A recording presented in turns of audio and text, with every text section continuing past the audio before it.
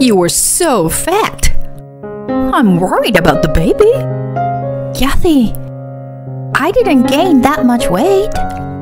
Take a good look in the mirror. You're so fat and ugly. I can't believe you were going to be a mother. I feel so sorry for the baby. Kathy, my mother-in-law gave me a nasty look and said insensitive words. I'm finally pregnant with the child of the love of my life.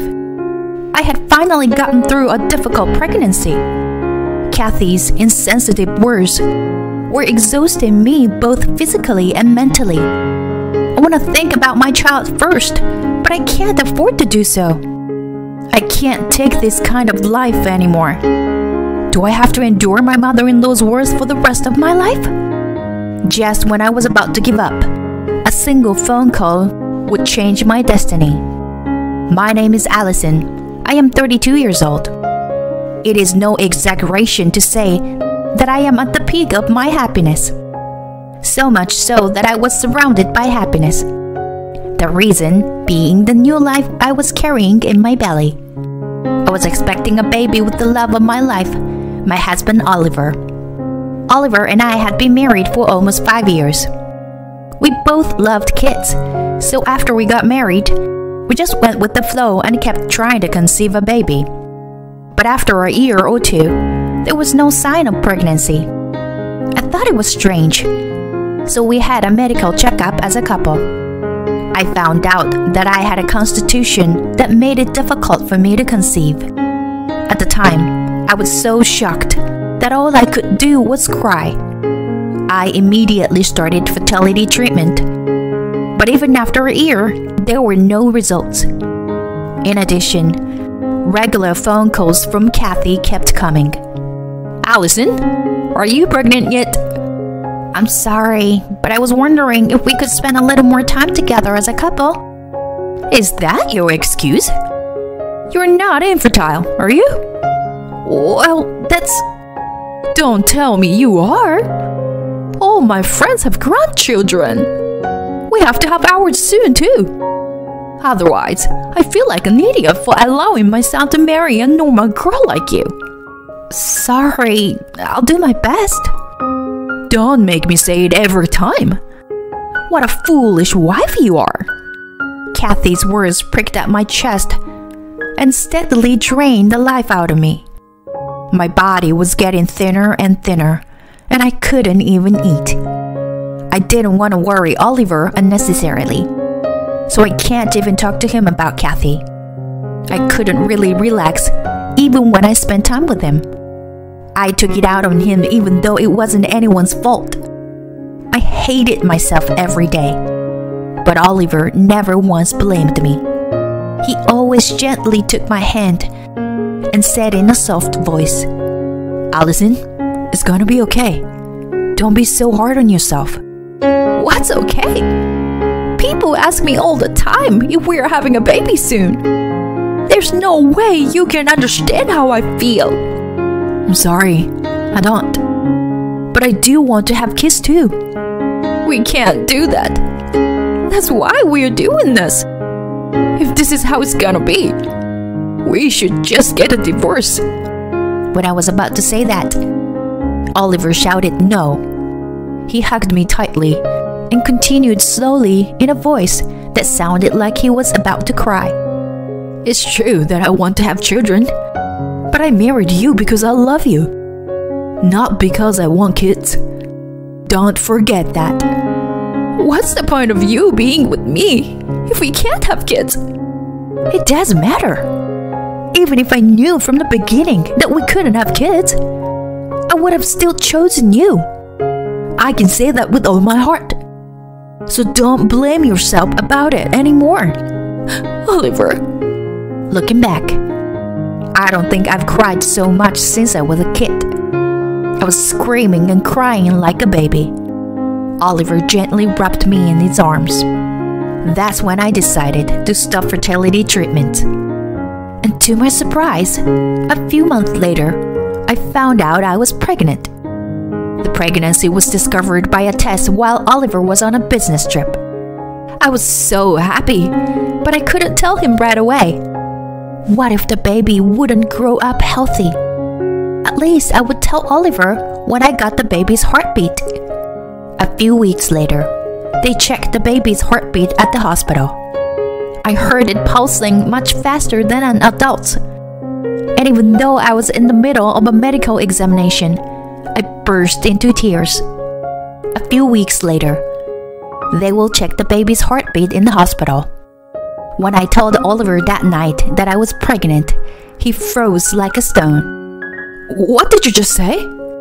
I'm pregnant. Are you serious? This is the happiest I've ever been. We're finally going to be parents. Thank you, Allison. I'm so happy. Thank you so much.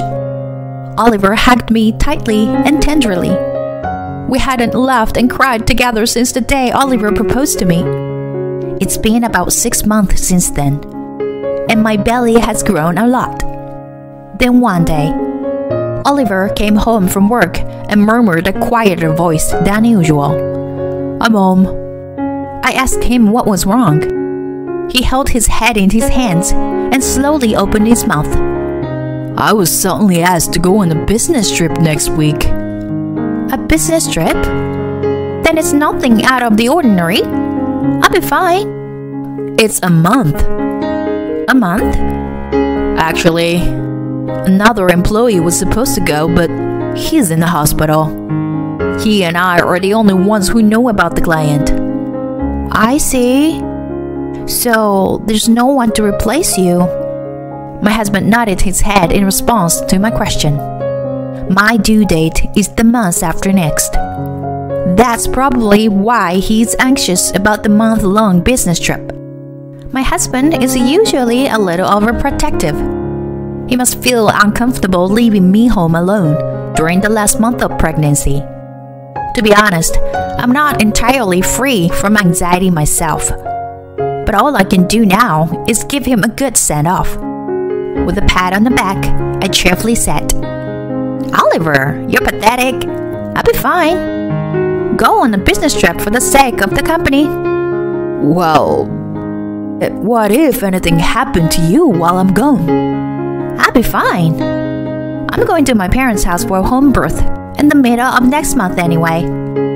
That's less than a month away. That's true, but I'll have my phone with me in case something happens, and I'll call you as soon as I can. Don't worry, okay?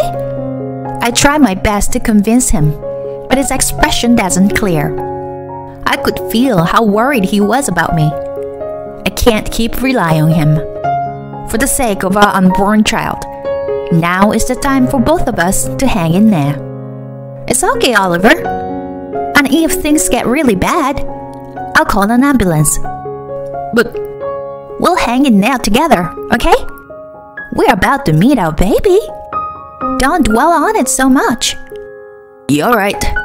I'll go on a business trip. Yeah. And so, Oliver left the next week for a month-long business trip. I'd be lying if I said I didn't miss him, but I can't say that. I have to do my best for a while starting today. Just as I started cleaning the house with such enthusiasm, the doorbell rang. Watching my step, I slowly made my way to the front door. I opened the door thinking, what if it's a heavy package? There stood my mother-in-law. Oh, Kathy? You're late. Sorry, I was just cleaning up a bit. Just let me in. What? Kathy? She pushed me out of the way and entered the house and looked around the room. She immediately started to make sarcastic remarks. You're skipping chores just because you're pregnant, aren't you? There's dust in here. I'm sorry, I just started cleaning. Don't be so quick to talk back. I came all this way to check on you while Oliver's gone. Oh, thank you, but I'm fine, so... You're not fine. You are a foolish wife. I don't know what you'll do if I don't keep a close eye on you. You don't have to... You're not saying you don't want me to come, are you? She glares at me sharply. I choked on my words at the sharpness of her stare, and she gave me a winning smile. While Oliver is on a business trip, I'll come and check on you every day. What? Every day? Yes. You should be grateful. And don't say anything unnecessary to Oliver, okay? Well, I don't think you need to come here every day. I can't have you slacking off just because you are pregnant. You live on my son's money, so don't you dare complain. My hell began that day. Kathy came to my house every day and started looking for something wrong. If there was even a single piece of trash on the floor, she would abuse me mercilessly. Just because you have a belly doesn't mean you can skip cleaning the floor. Why do you make me say the same thing over and over again? Pregnancy is not a disease, okay? As a housewife, you are supposed to take care of the house perfectly. No matter what I do or say, she complains. I do my chores as I'm told, and she always complains. By the end of the week, she even started to criticize my appearance. I'm worried about the baby being born from someone so fat. I didn't gain that much weight. Look at yourself in the mirror. You're so fat and ugly. I feel sorry for the baby. That such a person is the mother. I was so shocked by this comment that I cried right in front of her. But she never apologized and acted as if it was my fault. After a while, I couldn't stand it any longer. I decided to go back to my parents' house. When I called Oliver to tell him about it, he asked me anxiously, "You're going to your parents' house earlier than planned? Did you and Mom have a fight?" "No, it's nothing like that." "Mom was all set to go check on you. Was she being annoying? Maybe you were tired from all the attention." "No, I'm fine. It's just that lately, I've been having a lot of stomach cramps. I thought I would take it easy and go home to my parents." I see. Okay. Then call me right away if you need anything. I've told the company that you were pregnant. Okay, I understand. Thus, I succeeded in getting away from Kathy. Only a few days after returning to my parents' house, I went into labor much earlier than expected, probably because the tension in my body had been eased. I called Oliver, and my mother drove me to the hospital. It was hard to believe that this was my first delivery. A few hours later, a beautiful baby girl was born. About an hour after the birth, Oliver arrived at the hospital. When he saw our daughter, he was crying and smiling. "She's so cute. Thank you for all your hard work, Allison." "No, it's her who did the hard work. Even the labor pains that hurt so much blew away when I saw her face." Mothers are strong, aren't they? Oh yeah, I have to call my mom too. I will. She told me to call her when the baby was born. I picked up the phone that was under my pillow and called her. I was feeling a bit overwhelmed, but having Oliver next to me helped a lot. I put the speaker on just in case and waited for her to answer. A few seconds later, I heard a blunt voice say, "Yes?" "Hi, Kathy. I'm just calling you to let you know that the baby is born." "Oh yeah. It's a boy, isn't it?" "What?" "So it's a boy, right? He's gonna be the heir. So it doesn't make sense if it's a girl." "No. You're not telling me that you gave birth to a girl, are you?" Surprised by his mother's behavior, Oliver froze with his mouth hanging open. I was convinced that now was the time to take revenge. If I let him hear what Kathy said directly in front of him, it would be solid evidence of Kathy's bullying. "I'm sorry, Oliver, but I have no choice but to do this now," I dared to tell her clearly, as if to bring out her true nature. She's a girl, with eyes much like Oliver's. She's a pretty girl. Beg your pardon? I said I don't want a girl. Don't say that. Because it doesn't matter what gender the baby is. You've got to be kidding me. What's the point of allowing you to marry Oliver? You are infertile and gave birth to a girl. What a useless woman. Please, don't talk like that. Then she yelled at me. That's enough. A fool like you should stay at your parents' house. What? There are plenty of wives to choose from Oliver. I'll find a more obedient and lovely woman for him. I see. But rest assured, I will not be seeing you again. Huh? What are you saying? As if to interrupt her words, Oliver finally spoke up. I knew that Oliver's patience was about to reach its end. When Kathy heard Oliver's voice, she uttered an inarticulate sound.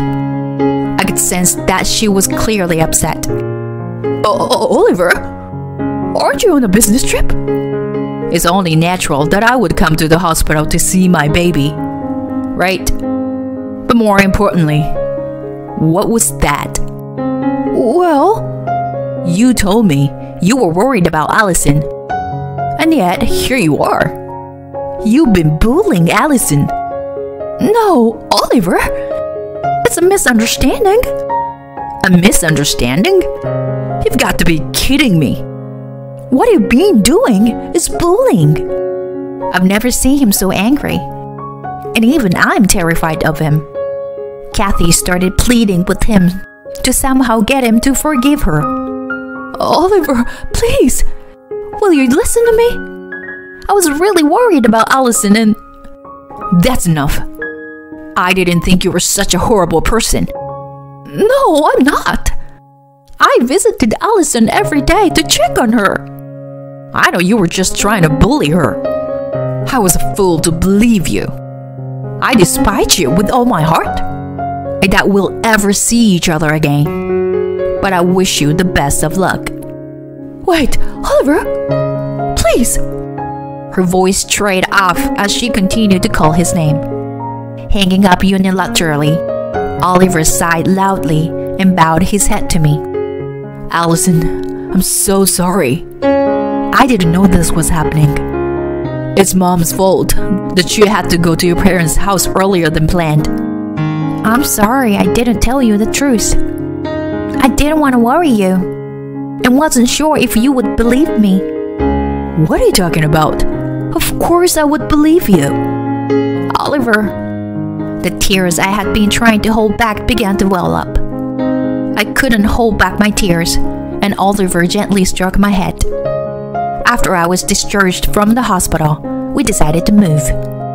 While I was in the hospital, Oliver finished packing. Of course, we didn't tell Kathy where we were going to live. When Oliver told his father about the incident, he was furious. His father told Kathy that he was divorcing her and kicking her out of the house. Since then, I haven't been in touch with Kathy. Oliver has been receiving messages from her on a regular basis, but he has not responded to any of them. No one knows where she is or what she is doing. As for us, we're both struggling to raise our child in our new home. It's all new and confusing, but life with our daughter, who we finally got to meet, is sparkling every day. There will be many obstacles to overcome in the future, but with the family I love, I am sure we can overcome any obstacle that comes our way. I will continue to cherish each day every day, never forgetting my gratitude to my family.